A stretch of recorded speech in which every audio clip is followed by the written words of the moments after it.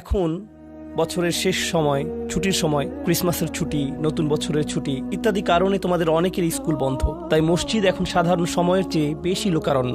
আর আমাকে একটা অনুরোধ করা হয়েছে, আজকে প্রচুর শিশুরা এখানে উপস্থিত।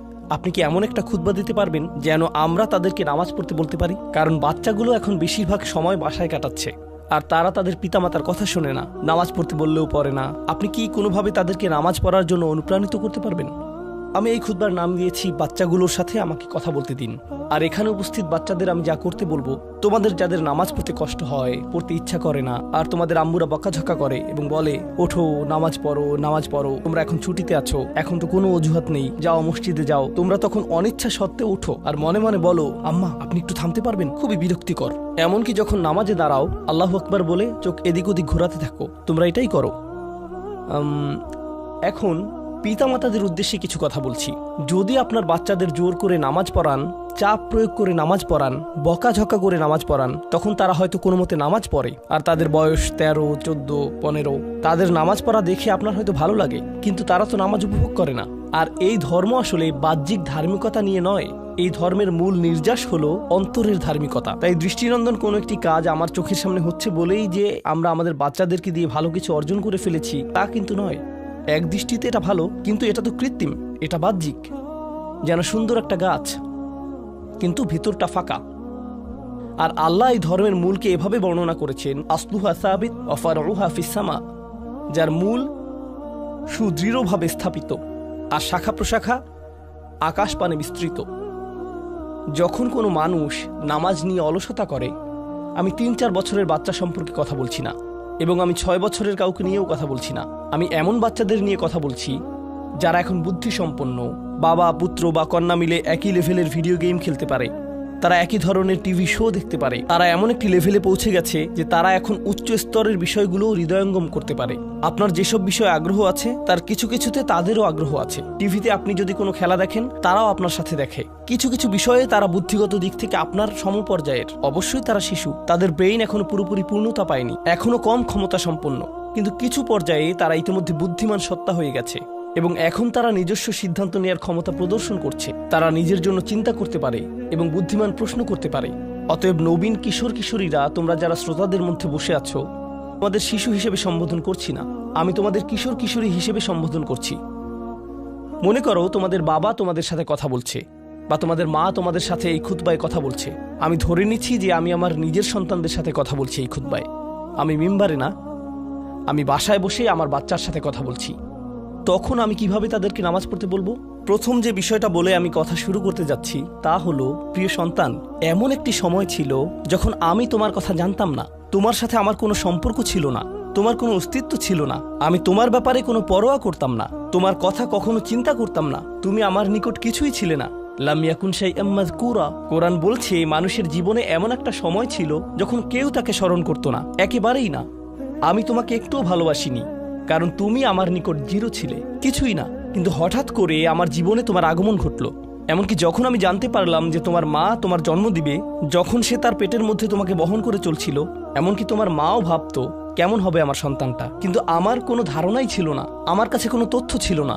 আমার একটা অংশ এই ভয়ে থাকতো যে তুমি হয়তো আমার মতো হবে, কিন্তু আমার কোনো ধারণাই ছিল না কেমন মানুষ হবে তুমি। এমনকি তুমি যখন একটু একটু করে বড় হচ্ছিলে, তুমি যখন একদম ছোট বাচ্চা ছিলে, আমি আসলে জানতাম না তুমি কে। আমি শুধু জানতাম তোমাকে খাওয়াতে হবে, আর মাঝে মাঝে তোমার থেকে দুর্গন্ধ আসতো। এছাড়া তোমার সম্পর্কে আমি তেমন কিছুই জানতাম না। এখন তুমি যেহেতু বড় হয়ে উঠছো, এখন আমরা পরস্পর কথা বলতে পারি এবং যোগাযোগ করতে পারি। তুমি স্কুলে যাচ্ছ, আমরা একই বাড়িতে বাস করি।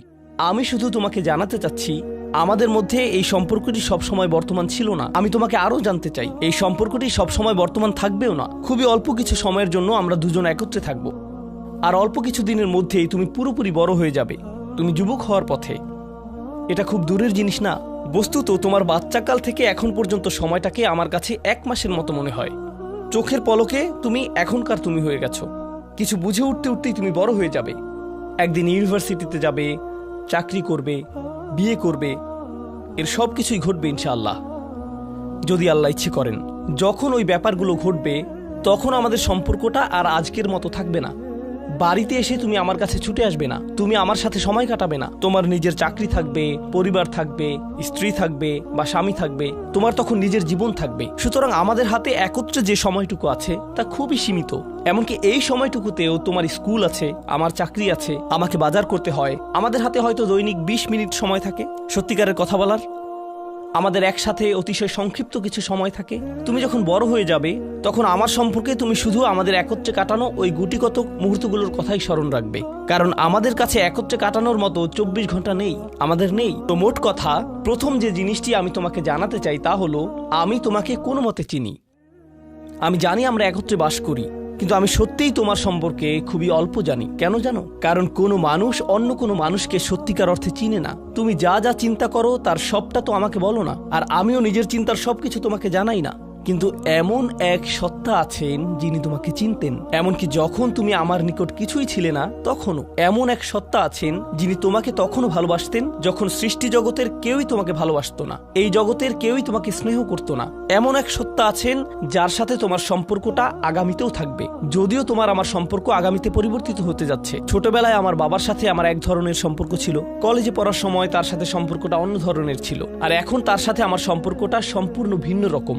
যদিও আমরা একই মানুষ আছি, কিন্তু আমাদের সম্পর্কে আমূল পরিবর্তন এসে গেছে। কিন্তু একজন এমন আছেন যিনি সর্বদা তোমাকে ভালোবেসে গেছেন, তোমাকে নিরাপত্তা দিয়ে গেছেন, তোমার ভালোর জন্য পরিকল্পনা করে গেছেন, তোমার যত্ন নিয়েছেন একেবারে শুরু থেকেই, আর তিনি সব সময় তা করে যাবেন।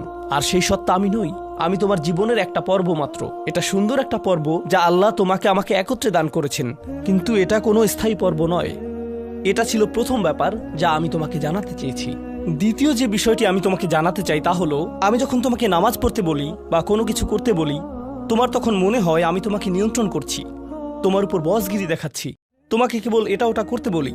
আমি চাই তুমি জেনে রাখো, আমার পক্ষে আসলে তোমাকে নিয়ন্ত্রণ করা সম্ভব নয়। আমি তোমাকে উপদেশ দিতে পারি, কঠোরতা দেখাতে পারি মাঝে মাঝে, এটা সত্য, কিন্তু অতি সত্বর তুমি এতটা বড় হয়ে যাবে যে তখন যত জোরেই আমি চিৎকার চেঁচামেচি করি না কেন, আমার কণ্ঠস্বর যত উঁচুই করি না কেন, যত হতাশাই ব্যক্ত করি না কেন, এতে কোনো লাভ হবে না। কারণ তোমার সিদ্ধান্তগুলো তুমিই নিবে। তুমি এরকম বলবে, আচ্ছা বাবা, আমি একটু পরে তোমাকে কল দিচ্ছি, আমাকে এখন যেতে হবে, আর একটা কল এসেছে। তুমি তখন আমাকে অপেক্ষায় রাখবে আর নিজের কোনো প্রয়োজন সারবে। মূলত অধিকাংশ সময় তোমার পছন্দ অপছন্দের উপর আমার কোনো নিয়ন্ত্রণই থাকবে না। তুমি যখন স্কুলে থাকো এবং বন্ধুদের সাথে আড্ডা দাও, তাদের সাথে কথাবার্তা বলো, আমি ওইসব কথাবার্তার কোনো কিছুই নিয়ন্ত্রণ করি না। আর আমি যদি ইতিমধ্যেই তোমাকে আইপ্যাড বা ফোন বা এরকম কিছু দিয়ে থাকি, আর এগুলো দিয়ে তুমি তোমার বন্ধুদের সাথে যোগাযোগ করো, তুমি তখন কোন ধরনের যোগাযোগ করো তার উপর আমার কোনো নিয়ন্ত্রণই থাকে না। এমনকি যদি আমি ওইসব ডিভাইসে প্যারেন্টিং কন্ট্রোল অ্যাপস ইনস্টল করে দেই, তবুও আমি তোমার চিন্তা নিয়ন্ত্রণ করতে পারি না। আমি কিছুটা নিয়ন্ত্রণ পেতে পারি, কিন্তু সেটা খুবই সীমিত। তবে এমন একজন আছেন যিনি নিয়ন্ত্রণ করে গেছেন তোমার শরীরের প্রতিটি কোষ। একসময় তুমি যে মাইক্রোস্কোপিক তরল পদার্থ ছিলে, সেটাও তিনিই নিয়ন্ত্রণ করে গেছেন, যা তোমার মায়ের গর্ভে বড় হচ্ছিল, যা নিয়ন্ত্রণ করছিল তোমার জেনেটিক ক্রোম, যার উপর ভিত্তি করে তোমাকে সৃষ্টি করা হয়েছে। কেমন হবে তোমার শরীরের রং, তোমার চুলের আকৃতি, তোমার চোখ, তোমার বুদ্ধি কেমন হবে, তুমি কতটা লম্বা বা বেটে হবে, এর সবকিছুই তিনিই নিয়ন্ত্রণ করে গেছেন। তোমার উপর আসলে তার নিয়ন্ত্রণ আছে, আমার নয়। আমার একটি কথা মনে পড়ে গেল, যা রাসূল সাল্লাল্লাহু আলাইহি সাল্লাম তার মেয়ে ফাতিমা রাদিয়াল্লাহু আনহাকে বলেছিলেন, ইয়া ফাতিমাতু বিনতি মুহাম্মদ ইত্তাকিল্লাহ ফা ইন্নী লা আমলিকু লাকি মিনাল্লাহি শাইআ। ও ফাতিমা, মুহাম্মাদের কন্যা, আল্লাহর ব্যাপারে সচেতন থাকো। আল্লাহর নিকট আমার কোনো কর্তৃত্ব থাকবে না তোমার ব্যাপারে। এখন আমরা পরবর্তী পয়েন্টে এসে গেছি, যা এই কথার সাথে সম্পর্কিত। আমার যেহেতু নিয়ন্ত্রণ নেই, সত্য হলো তোমার ব্যাপারে আমি যতই সংরক্ষণশীল হই না কেন, আর আমি চাই যে তুমি ভালো করো, তবুও তোমার ভালো আমি নিয়ন্ত্রণ করি না, আর আমি এর জন্য দায়বদ্ধ নই। আল্লাহ প্রতিটি মানবকে তার নিজের জন্য দায়বদ্ধ করে সৃষ্টি করেছেন। দেখো, তুমি যদি ট্রাফিক আইন লঙ্ঘন করো, যদি একদিন ড্রাইভিং লাইসেন্স পাও এবং এরপর রাস্তায় লাল বাতি উপেক্ষা করে চলে যাও, পরে পুলিশ তোমাকে ধরলো, তখন তো তুমি বলতে পারবে না, আপনি একটু আমার বাবার সাথে কথা বলতে পারবেন না। তোমার নিজেকেই এই পরিস্থিতির মোকাবেলা করতে হবে। তোমার ইউনিভার্সিটি প্রফেসর যখন তোমাকে ফেল মার্ক দিবে, তখন তো বলতে পারবে না, একটু থামুন, আমার মাকে একটু কল দেই। না, তুমি নিজেই এই ফেইলের জন্য দায়ী। আইনের কোর্টে তোমার কাজের জন্য তুমি দায়ী, ইউনিভার্সিটিতে তোমার পাশ ফেইলের জন্য তুমি দায়ী, তোমার চাকরিতে তুমি তোমার জন্য দায়বদ্ধ, তোমার স্বাস্থ্যের ক্ষেত্রে তুমি কি আহার করো তুমি তোমার জন্য দায়বদ্ধ। নিজেকে যে কোনো বিপদে ফেললে এবং নিজের কোনো ক্ষতি করলে তুমি দায়বদ্ধ তোমার জন্য। তোমার বয়স যত বাড়বে, তোমার স্বাধীনতা যত বাড়বে, তোমার দায়বদ্ধতাও তত বৃদ্ধি পাবে। কেউ তোমাকে নিয়ন্ত্রণ করবে না এবং তোমার কাজের জন্য অন্য কেউ দায়ী হবে না। লা তাজিরু ওয়াজিরাতুন উযরা উখরা, কোনো ভার বহনকারী অন্যের ভার বহন করবে না। আমি আসলে তোমার জন্য দায়ী নই। আর শেষ বিচারের দিন আমরা প্রত্যেকে সম্পূর্ণ একাকী আল্লাহর সামনে উপস্থিত হব। এখন এই দুনিয়াতে আমরা একসাথে একত্রে বসবাস করছি, আমরা একই পরিবারের সদস্য, আমরা কোলাকুলি করি, আমি আমৃত্যু তোমাকে ভালোবাসি, আমি সর্বদা তোমাকে নিয়ে চিন্তা করি। কিন্তু সামনে এমন একটা দিন আসছে যেদিন আমরা আমাদের সমগ্র অস্তিত্বের সবচেয়ে নিঃসঙ্গ সময় পার করব। বস্তুত শেষ বিচারের দিন তুমি যদি আমার কাছে দৌড়ে আসো, এমন হতে পারে যে আমি তোমার থেকে দৌড়ে পালাবো। তোমাকে চিনি না আমি, দূর হও আমার কাছ থেকে। আমি এখন আমার হিসেব নিয়ে চিন্তিত, কারণ তোমার সাথে আমার সম্পর্কটি ছিল সামান্য কয়েকটি ক্ষুদ্র সেকেন্ডের জন্য আল্লাহর সাথে সম্পর্কের তুলনায়, যে সম্পর্কটি আরো অনেক বড়, অনেক বেশি পুরনো, আর ওটা থাকবে আরো বেশি সময় ধরে। আমাকে এখন ওই সম্পর্কটা নিয়ে ডিল করতে হবে শেষ বিচারের দিন। অতএব আমাদের এই সম্পর্কটি ইয়াউমা ইয়াফিরুল মারউ মিন আখিহি ওয়া উম্মিহি ওয়া আবিহি, এই ধরনের সব আয়াত। লোকটি পালাবে তার মা থেকে, তার বাবা থেকে, তার ছেলে মেয়েদের থেকে, তার ভাই বোনদের থেকে, তার স্ত্রী বা স্বামী থেকে। কেউ কেউ ভাবছেন স্ত্রী থেকে পালানো, এটা তো আমি বর্তমানেও করি। তো পরবর্তী যে বিষয়টি আমি তোমাকে জানাতে চাই তা হলো, আমি তোমার কাছ থেকে সম্মান অনুভব করতে চাই, ঠিক যেভাবে তুমিও আমার প্রদত্ত যত্ন অনুভব করতে চাও। তুমি যখন কাউকে ভালোবাসো তখন কেমন যেন তার কাছে তোমার একটা চাহিদা তৈরি হয়। আমার নিকট তোমার চাহিদা হলো বাসার সমস্ত প্রয়োজন ঠিকমতো মেটানো হচ্ছে তো, আমার দায় দায়িত্বের অন্তর্ভুক্ত। আমার কাছে তোমার চাহিদা হলো আমি যেন কারেন্ট বিল প্রদান করি, ঘরের এসিটা যেন কাজ করে। তুমি চাও আমি যেন তোমার স্কুলে যাওয়া নিশ্চিত করি, তুমি চাও আমি যেন তোমাকে জামা কাপড় কিনে দেই। এগুলো আমার দায়িত্ব। আর আমি চাই তুমি যেন আমাকে কিছুটা সম্মান প্রদর্শন করো এবং শ্রদ্ধা দেখাও এবং আমার কথা শোনো। এগুলো তো সবাই বুঝে, কিন্তু আল্লাহর সাথে তোমার সম্পর্কটা অন্যরকম। তার কাছ থেকে তোমার অনেক কিছু দরকার, কিন্তু তোমার কাছ থেকে তার কোনো কিছুরই দরকার নেই। তোমাকে তার একটুও প্রয়োজন নেই, আসলেই তার কারোরই দরকার নেই বা কোনো কিছুরই দরকার নেই। চলো তোমার সম্পর্কে কথা বলি। তুমি যখন বলো আমাকে কেন নামাজ পড়তে হবে, আমার নামাজ আল্লাহর কেন এত দরকার, তোমার কোনো কিছুরই আল্লাহর প্রয়োজন নেই। এই নামাজ কোনোভাবেই তার উপকারে নয়। আল্লাহ এমনকি বলছেন যখন কোনো কিছুই থাকবে না, চলো কোরআন থেকে একটা উদাহরণ দেই। যখন এই মহাবিশ্বে কিছুই থাকবে না, চলো কয়েক সেকেন্ডের জন্য আল্লাহর গৌরব নিয়ে কথা বলি। সম্প্রতি বিশ্বকাপ চলার সময় আমি কাতারে ছিলাম। যেই টিম জয়লাভ করে, আর্জেন্টিনা জয়লাভ করে, তাদের জন্য এটা ছিল একটা দারুণ গৌরবময় মুহূর্ত। সবাই তাদেরকে নিয়ে আনন্দ উৎসবে মুখর। কল্পনা করো খেলোয়াড়টাকে নিয়ে উৎসব চলছে, কিন্তু কোনো দর্শক নেই, কোনো ক্যামেরা নেই, কোনো স্টেডিয়াম নেই, কিচ্ছু নেই। একটা লোক একা একা একটি দ্বীপে বাস করে, সে ফুটবলটাতে লাথি দিয়ে একটা গোল করে ফেলল আর বলে উঠল, ইয়ে আমি সেরা। কিন্তু কেউ তো সেখানে নেই। এমন ঘটনার কথা শুনলে মনে করবে লোকটি পাগল হয়ে গেছে, তাই না? গৌরব পেতে হলে গৌরব করার মতো একদল দর্শক থাকতে হবে। স্বীকৃতি পেতে হলে একদল মানুষ আশেপাশে থাকতে হবে যারা স্বীকৃতি দিবে।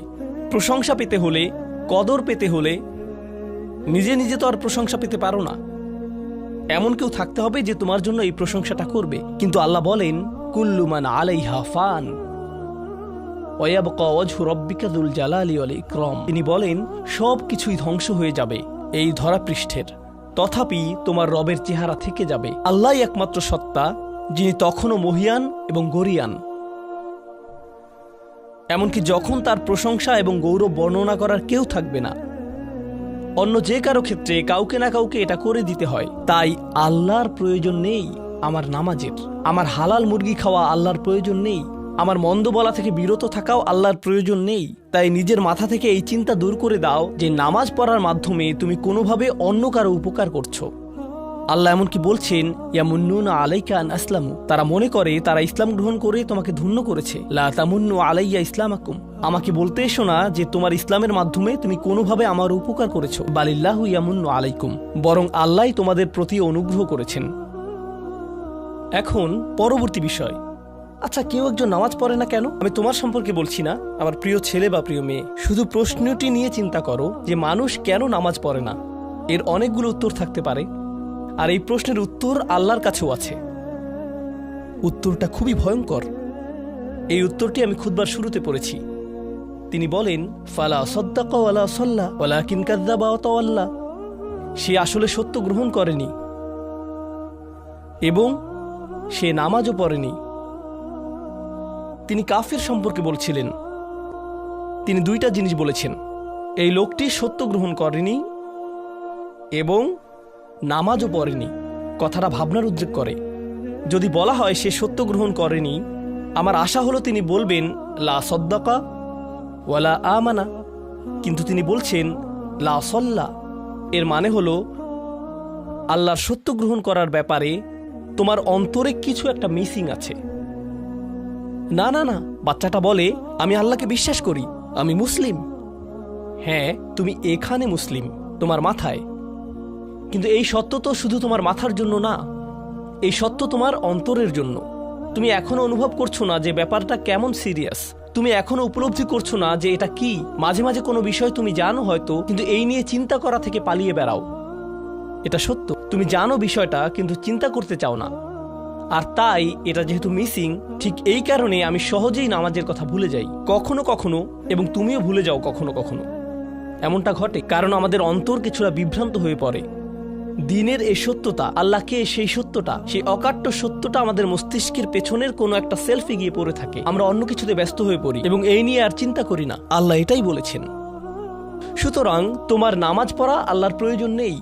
এমনকি তুমি যদি নামাজ পড়ো, আমি পড়তে বলছি এই কারণে, তখন কি করো? নামাজের জন্য কিভাবে নিয়ত করো? তখন আমি 4 রাকাত নামাজ পড়বো, দাঁড়ালাম, কারণ আমার আব্বা বারবার পড়তে বলছেন। আল্লাহু আকবার। নবী সাল্লাল্লাহু আলাইহি সাল্লাম আমাদের বলেছেন, নিয়ত সঠিক না হলে কাজের কোনো মূল্য থাকে না। ইন্নামাল আমালু বিন্নিয়াহ, ইন্নামাল আমালু বিন্নিয়াত। এমনকি যদি তুমি কাজটা করেও থাকো কিন্তু তোমার নিয়ত ছিল আমি শুধু তোমাকে বিরক্ত করি, এটাই তোমার নিয়ত, তখন এই নামাজ আমার যেমন কোনো উপকার করবে না, ঠিক তেমনি তোমারও কোনো উপকার করবে না। তোমার সত্যিকারের আন্তরিক নামাজ থেকে একমাত্র যে উপকৃত হবে সে হলো তুমি নিজে। এখন এটাই সেই প্রশ্নের উত্তর যে কেন একজন মানুষ নামাজ পড়ে না। আরও 2টা কথা তোমার সম্পর্কে বলতে চাই। তার মাঝে একটা হলো নামাজ পড়ার উদ্দেশ্য কি, কোন কারণে পড়ব। কারণ তুমি হয়তো ভাবছো নামাজ পড়ার উদ্দেশ্য হলো তুমি যেন জাহান্নামে না জ্বলো। নামাজ পড়ার উদ্দেশ্য হলো তুমি যদি নামাজ না পড়ো আল্লাহ তোমাকে ঘৃণা করবেন। নামাজ পড়ার উদ্দেশ্য হলো তুমি যদি নামাজ না পড়ো তুমি শাস্তি পাবে, অথবা তুমি আর মুসলিমই থাকবে না, ফেরেশতারা তোমাকে অভিশাপ দিবে। সমস্ত নেতিবাচক বিষয়। আল্লাহ ওই সমস্ত উদ্দেশ্যের কথা উল্লেখ করেননি। নেতিবাচক কিছু থেকে মুক্তি পাওয়া নামাজের মূল উদ্দেশ্য নয়। নামাজের মূল উদ্দেশ্য হলো ইতিবাচক কিছুর দিকে ছুটে চলা, এটাই নামাজের উদ্দেশ্য। এমন 2 ছাত্রের মধ্যে পার্থক্য যেন একজন লেখাপড়া করে যেন সে ফেল না করে, আর অন্যজন লেখাপড়া করে কারণ সে ওই সাবজেক্টটা পড়তে ভালোবাসে। একজন ছাত্র পড়ালেখা করছে পজিটিভ কিছুর জন্য, আর অন্যজন পড়ালেখা করছে কারণ সে এমন কিছু থেকে বাঁচতে চাচ্ছে যা নেগেটিভ। একজন কর্মচারী তার চাকরিটাকে দারুণ ভালোবাসে, আর অন্য একজন কর্মচারী শুধু চায় সে যেন চাকরিটা না হারায়। তারা একই চাকরি করছে, একেবারে অভিন্ন চাকরি, কিন্তু একজন চাকরিটা করতে পেরে কি যে খুশি, কত যে আনন্দ তার, আর অন্যজন খুবই হতাশ, সবসময় মনমরা ভাব। কেন? কারণ তাদের একজন এটা করছে ক্ষতিকর কিছু থেকে মুক্তি পাওয়ার জন্য, আর অপরজন এটা করছে উপকারী কিছুর দিকে ছুটে চলার জন্য। আল্লাহ কোরআনে যখন আমাকে নামাজ সম্পর্কে বলেছেন যে কেন আমাদের নামাজ পড়া দরকার, তিনি মুসা আলাইহিস সালামকে এই উত্তরটা বলে দিয়েছেন যখন তিনি তার সাথে সাক্ষাৎ করেছিলেন। তিনি বলেছেন, আকিমিস সলাতা লিযিকরি, আর আমাকে স্মরণ করার উদ্দেশ্যে নামাজ কায়েম করো। তোমার নামাজ ঠিক রাখো যেন তুমি তোমার রবকে স্মরণ করতে পারো। আমি তোমাকে ইতিমধ্যে বলেছি যে তোমার আমার সম্পর্কটা খুবই সীমিত, কিন্তু তোমার সাথে আল্লাহর সম্পর্কটা অনেক আগে থেকে শুরু হয়েছিল, আর তার সাথে তোমার এই সম্পর্কটা অনন্তকাল ধরে বলবৎ থাকবে।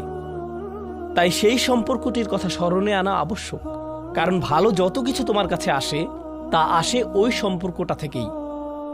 সামান্য কিছু ভালো জিনিস তোমার বাবার কাছ থেকে আসে, কিছু কিছু ভালো জিনিস, কিন্তু সকল ভালো জিনিস যা তোমার কাছে আসে তা আসে একমাত্র ওই সম্পর্কটির কারণে। যদি তুমি চাও সকল উপকারী জিনিস তোমার জীবনে অবস্থান করুক, তখন তোমাকে অবশ্যই তার কথা স্মরণ করতে হবে যার নিকট থেকে সকল কল্যাণের আগমন ঘটে, যার নিকট থেকে সকল নিয়ামতের আগমন ঘটে, সকল রিজিকের আগমন ঘটে, সকল হেদায়েতের আগমন ঘটে।